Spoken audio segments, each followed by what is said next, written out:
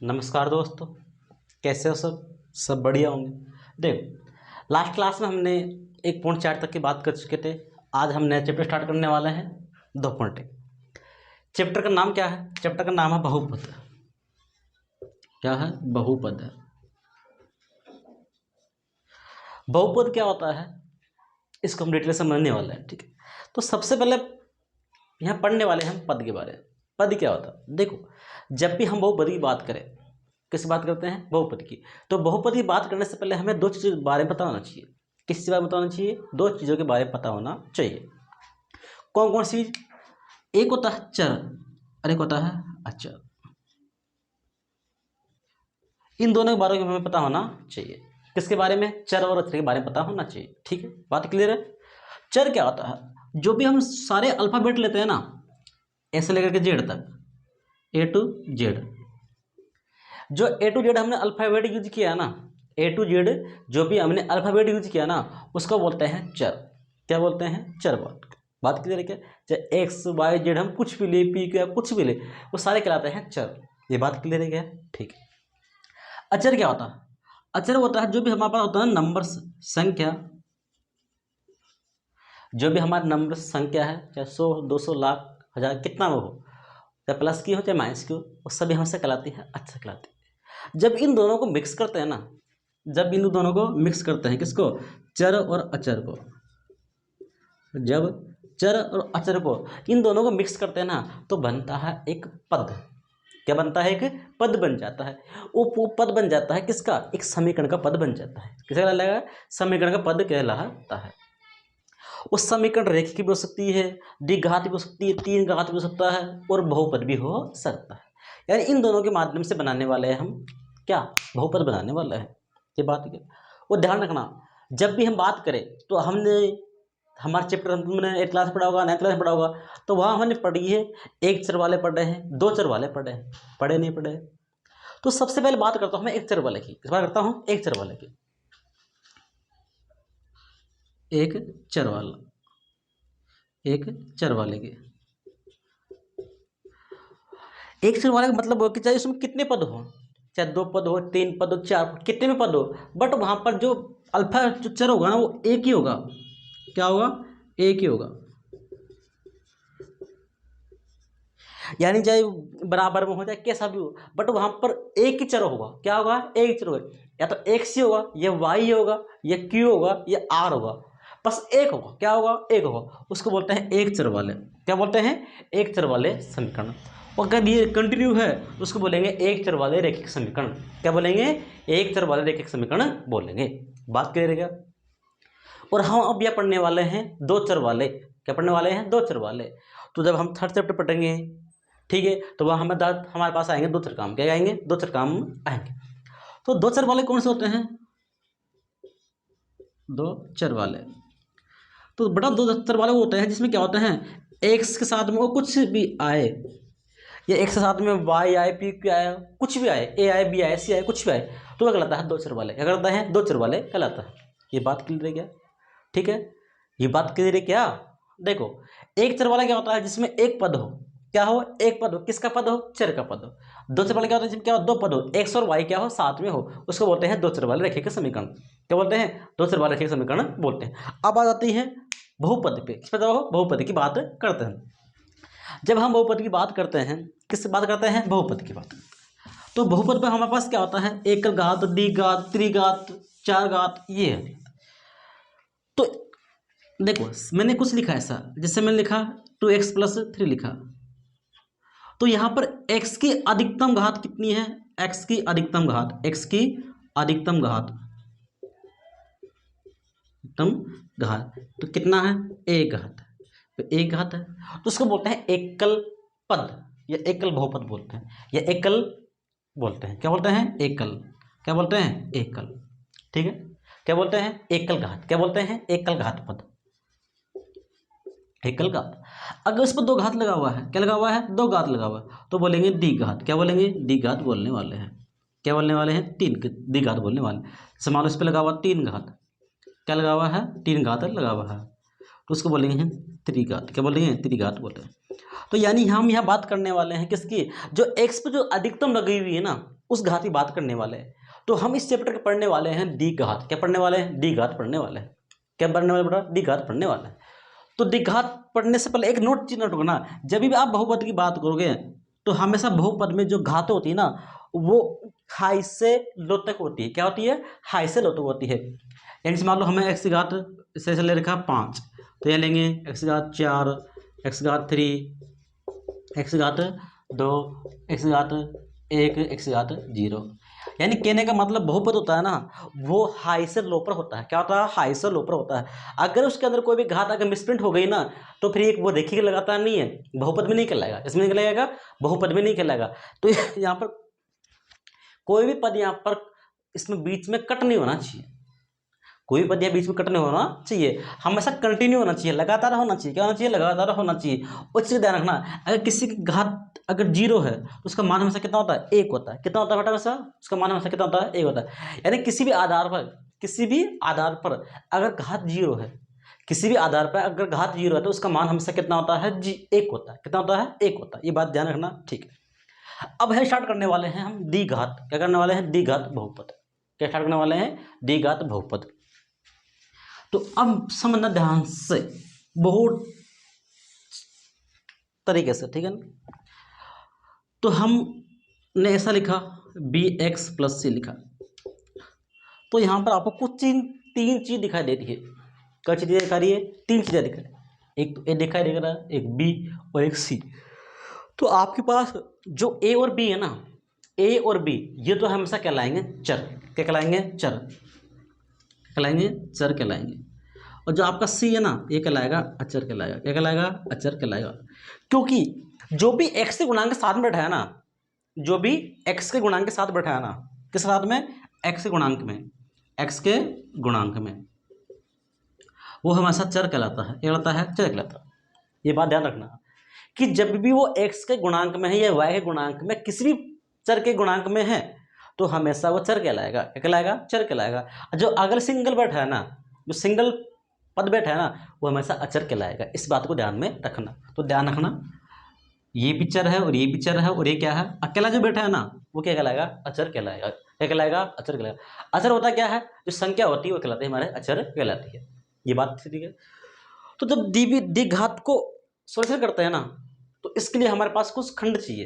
क्या चाहिए? कुछ खंड चाहिए। कुछ जब किसी संख्या के टुकड़े करते हैं ना तो उसके लिए हमारा प्रॉपर तो खंड होने चाहिए। क्या होना चाहिए? प्रॉपर खंड होना चाहिए। लेकिन इसके मान कितना होगा ये बात पता होना चाहिए ने। मान को यहाँ दे रखा है, शो कर रखा है शून्यांक से। कैसे कर रखा है? शून्यांक शो कर रखा है।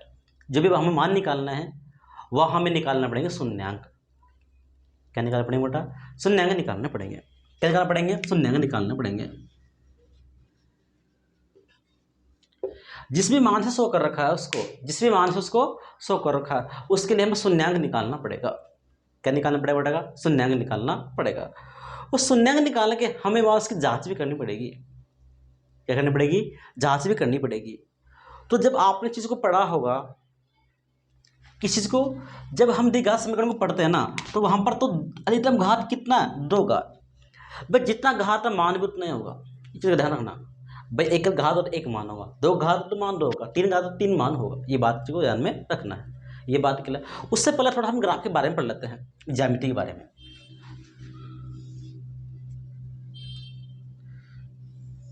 क्योंकि आप जब 2.1 पढ़ोगे तो उसके लिए हमें कुछ ग्राफ के बारे में नॉलेज होना जरूरी।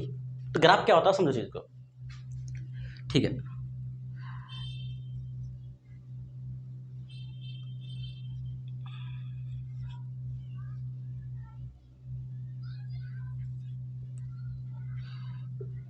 क्योंकि बेटा ग्राफ को हम बांटते हैं अक्ष में। किस में बांटते हैं? अक्ष में बांटते हैं।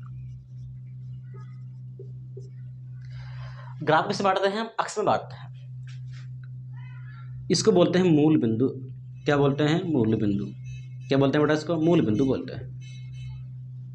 क्या बोलते हैं? मूल बिंदु। और जो मूल बिंदु कहते हैं निर्देशांक वो क्या होता है? 0 और 0 होता है। यानी एक्स का मान भी क्या है? 0 और वाई का मान भी क्या है? 0 है। ये बात क्या, ठीक है। एक्स का मान इधर की ओर बढ़ता है और इसका मान इधर की ओर बढ़ता है, और माइनस का मान इधर और वाई का इधर, ठीक है। बात क्लियर है क्या?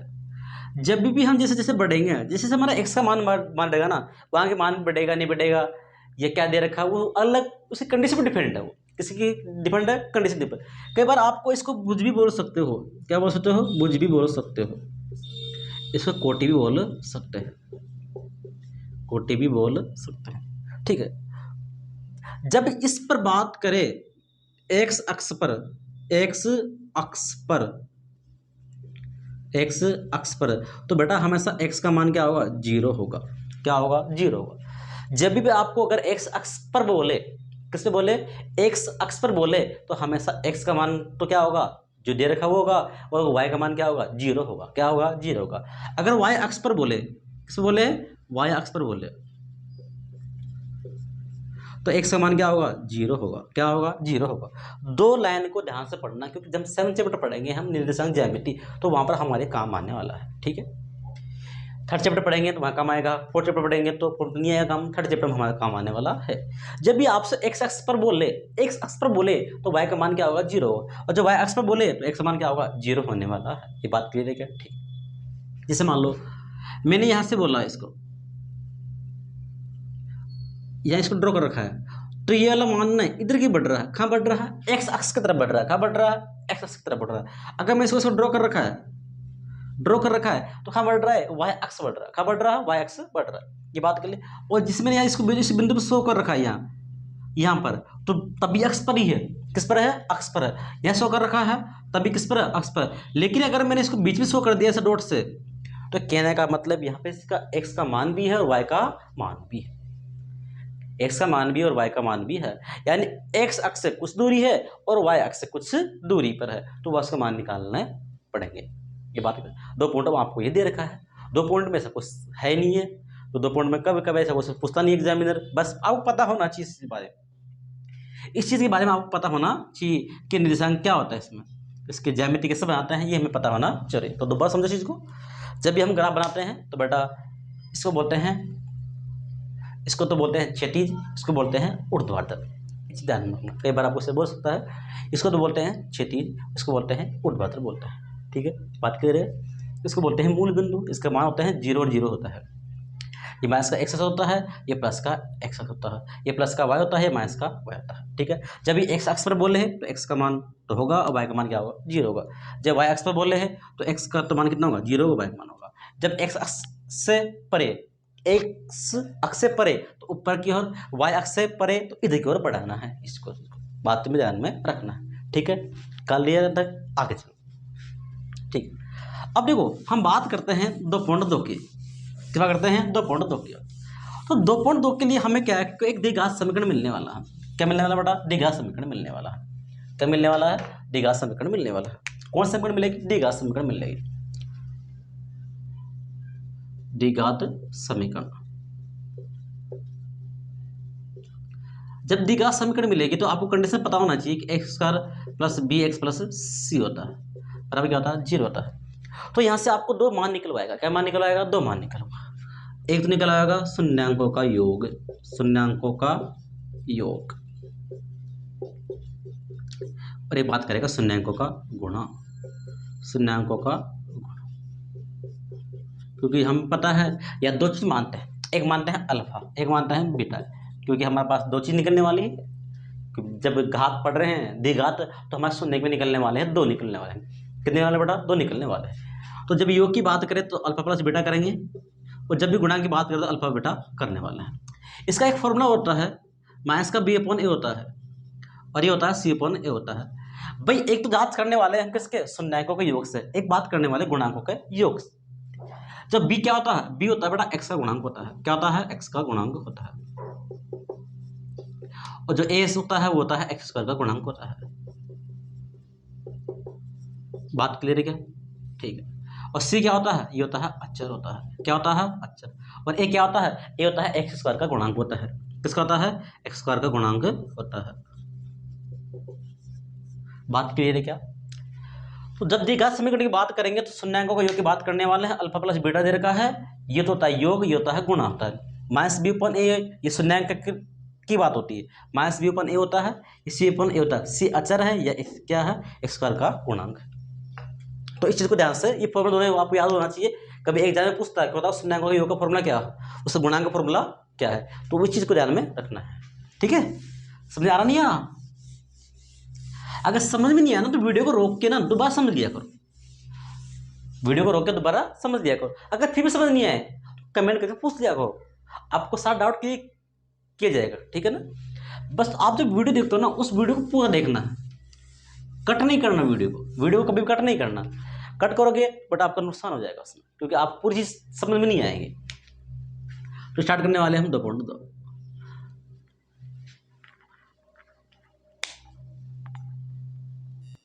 देखो अब हमारे पास कुछ क्वेश्चन दे रखे हैं। फर्स्ट क्वेश्चन दे रखा है, इसमें ज्ञात करना है कि दी घात बहुपदों के शून्यांक ज्ञात कीजिए, और शून्यांकों और गुणांकों के बीच में संबंध भी ज्ञात करना, हमें जांच भी करना है क्या दोनों के मान से कि दोनों का शून्यांकों का और गुणांकों का मान बराबर आ रहा है या नहीं आ रहा है, इसकी हमें जांच भी करनी है। तो जब भी द्विघात समीकरण को हल करने की बात आती है तो हमें ये देखना है कि द्विघात समीकरण में इसके खंड हो रहे हैं या नहीं हो रहे। खंड बनना जरूरी है। अगर आपको द्विघात समीकरण के अंदर खंड नहीं बने ना तो बड़ा सा सोल्यूशन नहीं हो सकता उसका, क्योंकि जब भी हम बात करते हैं ना द्विघात की, किस बात करते हैं द्विघात की, तो द्विघात के लिए टुकड़े बनना जरूरी है। क्या बनना जरूरी है? टुकड़े। तो ध्यान से मानना इस चीज को। यहां दे रखा है x² - 2x - 2, क्योंकि जब इसे टुकड़े करेंगे तो दो चीज ब्रैकेट में आनी चाहिए। ब्रैकेट आने के लिए हमारे पास पद होने चाहिए, 4 होने चाहिए, लेकिन 3 है। तो सबसे पहले तो बाह्य पदों को गुणा करते हैं। कैसे करते हैं बेटा? बाह्य पदों को गुणा करते हैं। इन बाह्य पदों को गुणा करते हैं। बाह्य पदों को गुणा करने पर जो संख्या आती है गुणांक में, वो जो बीच में संख्या आती है ना, तो वो क्या आती है, उसको क्या लेना पड़ता है, कैसे क्या ले, उसको कैसे सोल्यूशन उसका करने वाला, तो वो चीज़ करने वाला। देखो जब यहाँ कुछ भी नहीं है तो 1 है, 8 है कम 8, 8 है कम 8, तो गुणा बाह्य पदों को गुणा करने पर तो कितना आ रहा है? 8 आ रहा है। कितना आ रहा है बेटा? 8 आ रहा है। तो अंदर क्या बेटा है? 2 बेटा। तो दो कोई संख्या में ऐसे लेनी है, दो संख्या कोई में ऐसे लेनी है, तो गुणा करने पर तो 8 है बेटा। कितना है बेटा? 8 है। और जोड़ने घटाने पर कितना आना चाहिए? 2 आना चाहिए। क्या आना चाहिए? 2 आना चाहिए। तो हम दो संख्या मानते हैं। कौन कौन सी मानते हैं? एक को मानते हैं 4, एक को मानते हैं 2। 4 दूनी कितना होता है? 8 होता है। और 4 में से गया है 2, तो क्या बचता है? 2 बता। देखिए संख्या दोनों प्लस के लिए माइनस के लिए ये डाउट बड़ी समस्या करता है। तो पहले चीज देखना है कि बच क्या रहा है हमारे पास, घटाने पे बच रहा है या जोड़ने बच रहा है? ये बच रहा है। तो बेटा माइनस का बच रहा है 2। तो आपको पता है कि अगर माइनस की संख्या बड़ी है, अगर उसमें से हम जोड़ते हैं कुछ तो प्लस में आती है माइनस में आती है, तो पता होना चाहिए कि जब माइनस की संख्या बड़ी है तो हमेशा माइनस में आंसर आता है। किस में आता है? माइनस में आता है। तो हम दो संख्या ले लिए, एक तो लिया मैंने 4, एक लिया मैंने 2, माइनस का 8। ठीक है, 4 दूनी होता है 2, और 4 में से 2 गया तो 2 बचता। तो देखो कॉमन क्या आ रहा है बेटा? यहाँ से कॉमन आ रहा है x, तो यह बच गया x, यह बच गया माइनस का 4 आ बच गया। क्लियर बात बेटा? ये बात क्लियर है। ठीक है, फिर अब देखो ये जोड़ा सेम बनना चाहिए, यहाँ पर भी जोड़ा सेम बनना चाहिए, तब तो सही, वरना क्या है? गलत है। तो 2 कॉमन निकाला, 2 कॉमन निकाल लिया, क्या बच गया? x, 2 चौका 8। तो दोनों पेयर सेम बन रही नहीं बन रही है? दोनों पेयर सेम बन रही है। तो सेम पेयर बनने के लिए तो हमने कुछ संख्या मानी है अंदर, ये इसलिए तो मानी है हमने, वरना क्यों माने फालतू में? ठीक है, तो इसको बाहर निकाल लो, तो x - 4, तो क्या बच गया? यहाँ से बच गया x, यहाँ से बच गया 2, बच गया। यानी कितने पेयर बन गए? 2 पेयर्स बन गए। कितने पेयर्स बन गए? 2 पेयर बन गए। ठीक है, और आपको पता है कि इक्कीस में क्या होता है? बराबर में 0 होता है। क्या होता है? 0 होता है। ये आप जानते हैं युद्ध के लिए। तो आपको पता है कि इसका मान फर्स्ट, इसको सेकंड मानते हैं। अगर इसका मान चाहिए तो इसको तो भेज दो भाग में, x + 2, तो ये हो गया 0। तो इसको तोड़ोगे तो क्या जाएगा? x का मान 4 आने वाला है। क्या आने वाला है? 4 आ गया। फर्स्ट मान क्या आ गया? 4 आ गया। क्या आ गया? 4। ठीक, बात क्लियर है क्या? सेकंड मान निकालते हैं, x + 2, तो इसको भेज दो भाग में, 0x - 4, कितना आ गया? 0 हो गया। तो x मान क्या आ गया? माइनस का 2 हो गया। यानी हमारे पास शून्यांक निकल गया आगे। क्या गया बेटा? शून्यांक निकल गया आगे। क्या शून्यांक निकले हमारे पास? एक तो निकला 4, एक निकला माइनस का 2 निकला है। बात क्लियर है क्या? अब बात करते हैं हम इसकी जांच की। किस बात करते हैं? जांच। जांच कीजिए। तो जांच बेटा हम 2 तरीके से करने वाले हैं। एक तो बात करने वाले हैं शून्यांक से, तो पहले बात करने वाले हैं शून्यांकों का योग। शून्यांकों का योग वो होता है अल्फा + बीटा होता है। तो इसको अल्फा मान लो, 4 माइनस 2 क्या आ गया, 2 आ गया, क्योंकि प्लस करना था, माइनस का माना तो क्या आ गया, 2 आ गया। ये तो क्या हो गया, जोड़ने पर आ जाओ, गुणा करने पर 4 इंटू माइनस का 2, 4 दूनी माइनस।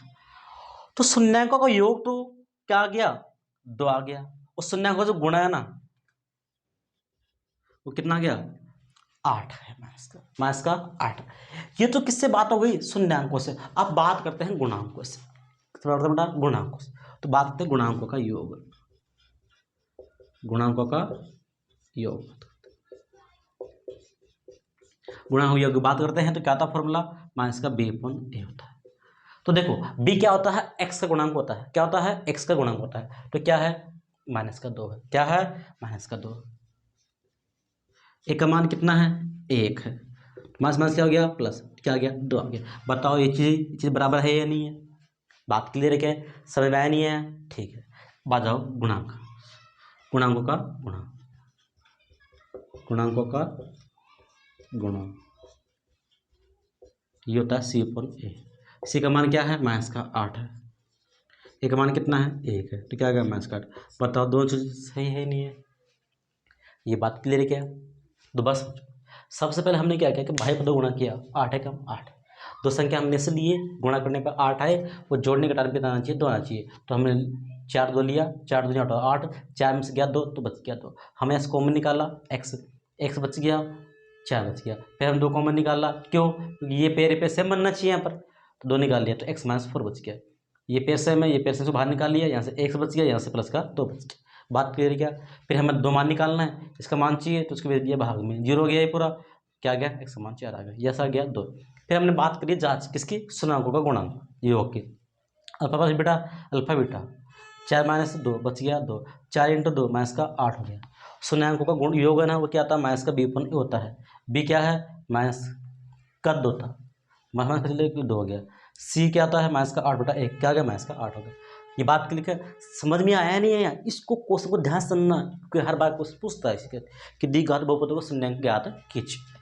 ठीक है, अब आगे देखो, बाह्य पदों करना है, 4 एकम 4, ये एस बटा 5 नहीं है, 5 नहीं, क्या है एस, ठीक है ना, ध्यान रखना इसको, ठीक है ना।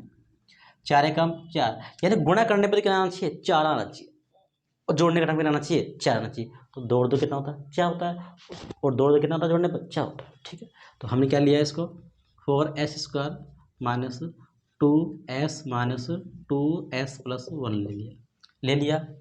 अब देखो कॉमन क्या है, 2s कॉमन निकाल लिया, तो यहाँ से बच गया 2s, यहाँ से बच गया माइनस का 1। अब ये प्लस का है, ये माइनस का, तो यहाँ से क्या लेंगे, माइनस का 1 कॉमन लेंगे, क्या लेंगे बेटा, माइनस का 1 कॉमन लेंगे, क्योंकि माइनस 1 कॉमन लेंगे कोई फर्क नहीं पड़ता, 2s माइनस, एक चिपत फर्क पड़ता है ना। अब देखो सेम पेयर बन रहा है ना, इसको बाहर निकाल लो, 2s माइनस 1 और 2s माइनस 1, ठीक है, बराबर क्या होता है, 0 होता है। ठीक है, 2 मान निकलने वाले हैं, फर्स्ट मान ये है, सेकंड मान ये है। तो जब इसको 2s माइनस 1 करेंगे तो 0 में चल जाएगा पूरा भाग, तो ये क्या जाएगा 0, तो यहाँ से 2s माइनस 1 भाग आएगा 0 आएगा, इसका मान क्या आ जाएगा 1/2 आ गया, तो यहाँ से क्या जाएगा 1/2 आ जाएगा। यानी शून्यांक क्या हो गया हमारे पास, 1/2 1/2 आ गया, शून्यांक क्या आ गया। ठीक है, तो जांच करनी है, हमें क्या करनी बेटा, जांच करनी है, जांच कीजिए शून्यांकों का योग, शून्यांकों का योग की बात करें तो बेटा बात होती है alpha plus beta, alpha plus beta क्या होता है, अल्फा मास कितना है, 1/2 है, 1/2 है। आप बताया कि 1/2 1/2 कितना होता है, 1 होता है, आधा आधा कितना होता है, 1 होता है। ठीक है, बात क्लियर है क्या। अब आ जाओ शून्यांकों का गुणा, गुणे के बाद 1/2 इंटू 1/2, 1 एकम 1, 2 दूनी 4 होता है। ये तो क्या हो गया, शून्यांक, क्या आ गया, शून्यांक। अब बात कैसे करेंगे, गुणांकों, किस बात करने वाले हैं, गुणांकों के। तो गुणांकों का योग, गुणांकों का योग क्या होता है फॉर्मूला, माइनस का b अपॉन a। तो b का मान तो कितना बटा, माइनस का 4 है, माइनस का 4 बटा a, क्या आ गया, प्लस का 4 आ गया, क्या आ गया, प्लस का 4 आया। सॉरी a का मान कितना है, यहाँ से 4, कितना है 4, 4/4 कितना आ गया, 1 आ गया, कितना आ गया, 1 आ गया। बात क्लियर है क्या, ठीक है। आगे देखो शून्यांकों का गुणा, गुणांकों का गुणा। कहता है C/A, C का मान कितना है 1 है, ए का मान कितना है 4 है। तो बताओ क्या आ गया 1/4 आ गया। बताओ राइट बात है या नहीं है। या शून्यांकों से बात करें तो हम गुणांकों से बात करें, दोनों क्या आ रहे हैं बराबर आ रहे हैं। इस चीज़ को नोट करो, ठीक है।